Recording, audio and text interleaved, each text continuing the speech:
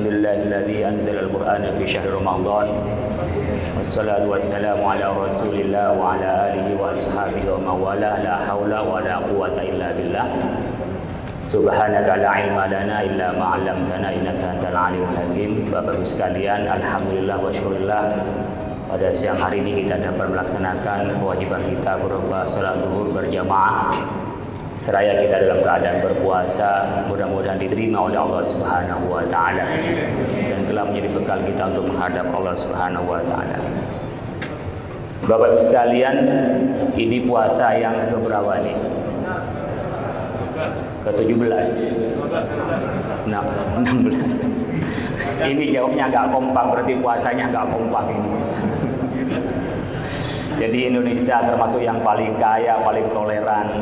Mau puasa hari Sabtu juga nggak apa-apa, puasa hari Minggu nggak apa-apa. Yang paling apa-apa itu kalau nggak puasa tapi berantem. Jadi agak sulit juga bagi kita kapan ngintip tanggal ganjil, kapan tanggal genap. Karena sebagian kata teman kita itu ganjil, kata kita adalah genap.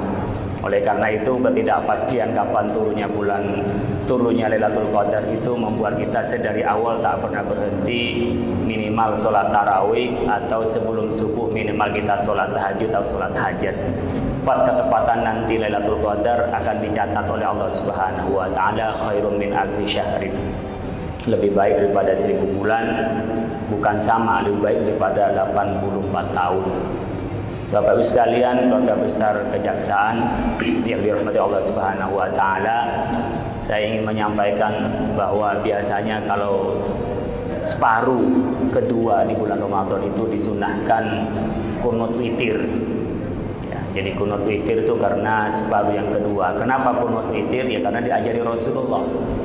Jadi kalau ibadah itu nanyanya kenapa? Karena diajarkan Rasulullah. Tapi kalau muamalah karena nggak ada larangan maka berarti boleh. Tapi kalau ibadah harus karena ada tuntunannya. Nah, tuntunannya di mana? Tuntunannya ada pada wahyu dari Allah Subhanahu wa taala dan wahyunya kepada Rasulullah sallallahu alaihi wasallam. Jadi hadis itu sebenarnya adalah wahyu. La yantiqu 'anil hawa in huwa illa wahyu yuha. Yang disampaikan Nabi itu kenapa dikualifikasi, kenapa menjadi sandaran? Karena yang diucapkan Nabi itu adalah wahyu.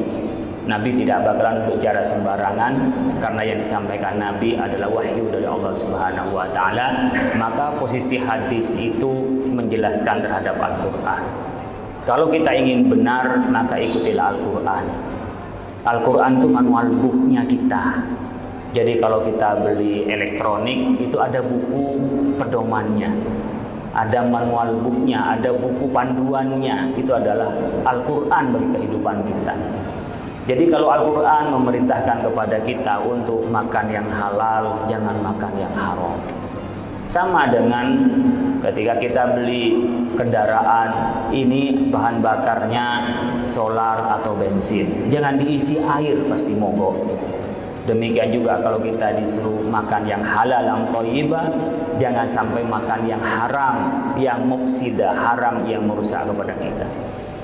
Jemaah rahimakumullah, kita memperingati nuzul Quran itu di tanggal 17. Karena memang ada riwayat yang menyebutkan bahwa Al-Quran yang turun pertama kali kepada Nabi Muhammad berupa Iqra itu pada tanggal 17.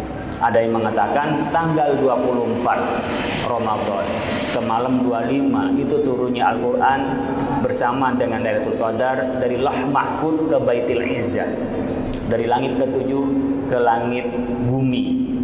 Dari langit bumi inilah turun secara munajjaman, secara berangsur-angsur, kadang-kadang berdasarkan peristiwa, kadang-kadang tidak, yaitu secara berangsur kepada Rasulullah sallallahu alaihi wasallam. Lalu Al-Quran yang kita baca sekarang itu Al-Quran urutan dari mana? Adalah urutan yang dibaca oleh Rasulullah Sallallahu Alaihi Wasallam. Rasulullah SAW setiap Ramadan itu bertadarus bersama dengan malaikat Jibril yang disaksikan oleh Zaid bin Thabit. Jadi urutan-urutan itu yang dibaca oleh Rasulullah didengarkan oleh malaikat Jibril, didengarkan oleh Zaid bin Thabit yang menuliskan itu. Dan menurut riwayat inilah yang ada di dalam Al-Quran Lauh Mahfuz. yang ada pada Al-Quran itu. Jadi urutan-urutan itulah yang dibaca oleh Rasulullah. Jadi tradisi tadarrusan di bulan Ramadan itu tradisi Rasulullah. Rasulullah satu Ramadan itu khatam sekali. Cuman pas pada akhir hayat Rasulullah itu khatam 2 kali. Yang dibaca di depan Malaikat Jibril dan Zaid bin Thabit. Nah, kalau kita baca Al-Quran, kita mengajak kepada sahabat seperti Qatadah, itu baca Quran kalau hari biasa 7 hari sekali itu khatam.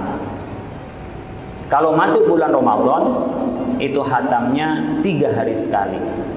Pas 10 terakhir bulan Ramadan, Qatadah itu khatam setiap hari.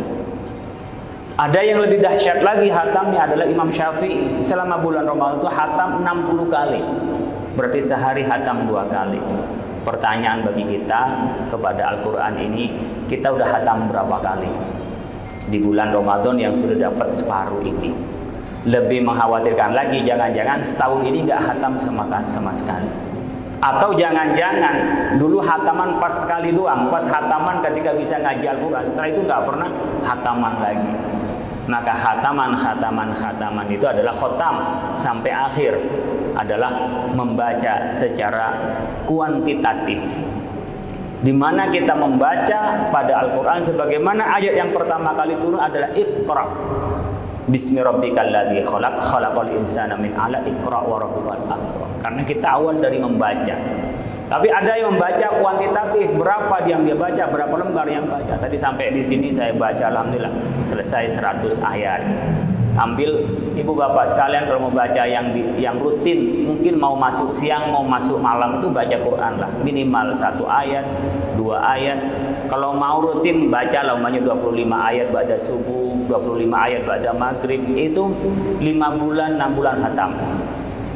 Tapi kalau pada subuh 50 ayat, pada maghrib 50 ayat, insya Allah ya, lambat-lambatnya 3 bulan, kalau mungkin ada tugas kadang-kadang nggak baca, 2,5 bulan itu sudah khatam Al-Quran. Coba dibiasakan minimal 3 ayat, mau malam dengan ba'da maghrib, mau siang ba'da subuh, kita minimal 3 ayat, 5 ayat, 7 ayat. Insya Allah rumah yang dibacakan Al-Quran itu tidak masuk makhluk-makhluk yang merusak kita, makhluk halus maupun makhluk kasar. Jadi sihir nggak masuk di dalam rumah, lalu kemudian juga genderuwo juga tidak masuk dalam rumah kalau rumah itu dibacakan Al-Quran. Ini baca-bacaan yang sifatnya Iqra yang kuantitatif. Ada Iqra yang sifatnya kualitatif, yang sifatnya pada tadabbur dan tafakkur dan ta'ammul. Ada 3 istilah di dalam Al-Quran itu ada sifatnya adalah ta'ammul. Ta'ammul itu sampai kita mempelajari Al-Quran sedalam-dalamnya dengan pengertian yang menggunakan akal pikiran kita. Itu ta'ammul, merenungi. Ketika kata-kata umpamanya kenapa di dalam Al-Quran itu kalau menciptakan sesuatu yang tidak ada menjadi khalaqakum min nafsin wahidah, menjadikan kamu dengan kata khalaqa. Tapi ketika menjadikan hubungan antara satu dengan yang lain, huwa ja'ala bainakum mawaddatan wa rahmah. Bahasanya ja'ala, sama-sama menjadikan. Kedalaman memaknai Al-Quran seperti itu bisa dengan ta'ammul, merenungi, sekaligus bisa juga tafakkur. Betapa Allah detilnya memberikan diksi-diksi di dalam Al-Quran. Maka kalau tidak lagi percaya kepada Al-Quran, kira-kira percaya kepada kitab apa lagi?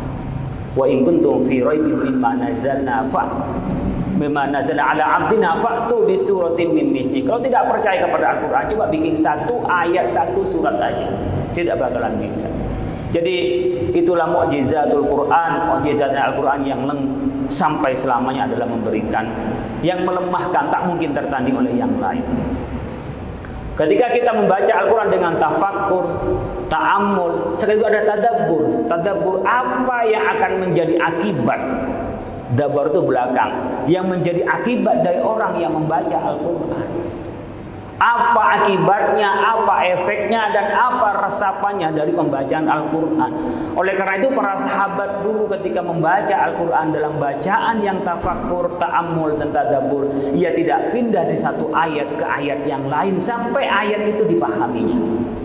Harus benar-benar memahaminya. Barangkali kalau kita yang paham bahasa Arab, saya punya di handphone itu aplikasi Al-Quran tadabburun wa amalun. Tadabburun merenungi, menghayati, wa amalun dan mengamalkan. Itu isinya Al-Quran dengan beberapa tafsir, At-Tabari, Al-Qurtubi, Ibnu Katsir, Al-Baghawi, As-Sa'di, itu ada di dalamnya. Sehingga satu HP itu bisa membuka banyak pendapat ulama yang berriwayat dan dirayah. Riwayat itu artinya tafsir yang ditafsirkan Al-Quran dengan hadis. Ketika Al-Quran mengatakan ummatan wasata litakunu syuhada 'alan nas, itu At-Tabari adalah al-adl. Disebutkan oleh Al-Qis atau khiyarukum. Itu banyak pendapat yang itu satu makna, satu rangkai menyempurnakan di kata-kata wasata. Itu bisa dibuka dengan aplikasi kita. Itu tadabbur.